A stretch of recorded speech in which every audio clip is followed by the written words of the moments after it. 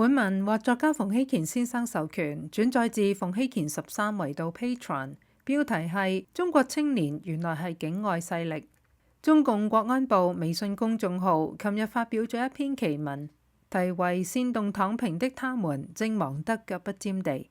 內文指境外反華敵對勢力借助網絡渲染努力冇用、奮鬥吃虧等消極觀念，又聲稱某境外組織資助反華媒體、智庫及躺平網紅，宣揚奮鬥等於被剝削，大量生產躺平即正義短片，藉此消解中國青年嘅奮鬥信念云云。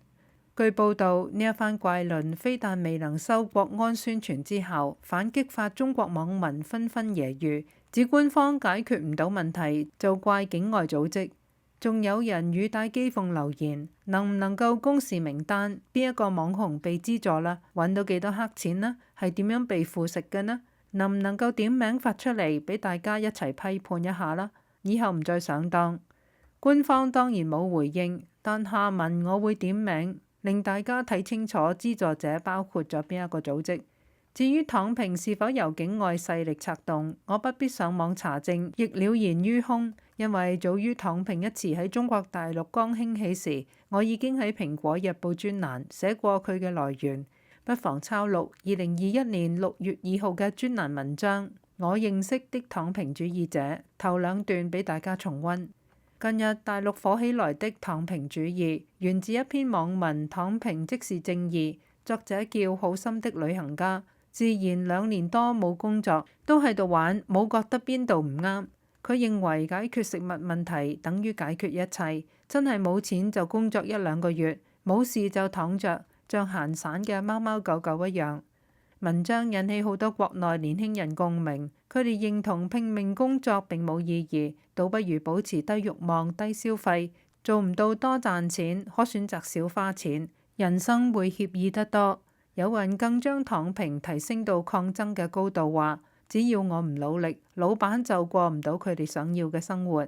若躺平成為規模浩大、抗日持久嘅社會運動，上面就無韭菜可割，勢必動搖權貴嘅根本。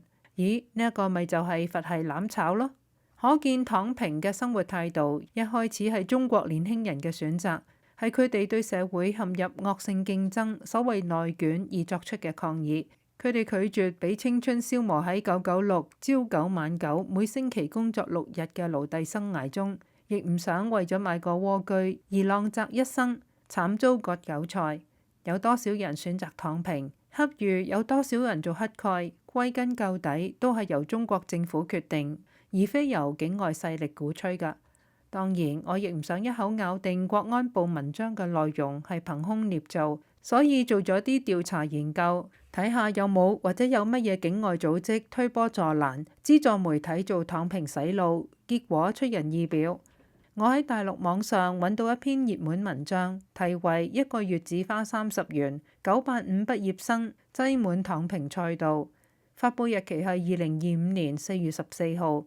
記者訪問幾個青年，大談自己如何享受躺平，不但身體變得健康啦，有人仲讀咗上百本書，心態變得更加平和，更有人將躺平當成職業，喺網上直播生活，粉絲達數十萬人。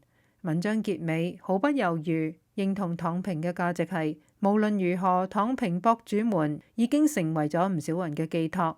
原來生活唔係只有一直上班到退休呢一種可能性。勞碌許久嘅我哋，實在太需要有人替我哋承認，我有權一直休息到我覺得足夠為止。我覺得講得好啱啊！生活唔止一種方式，有本事躺平嘅人，何不任性咁放個悠長假期呢？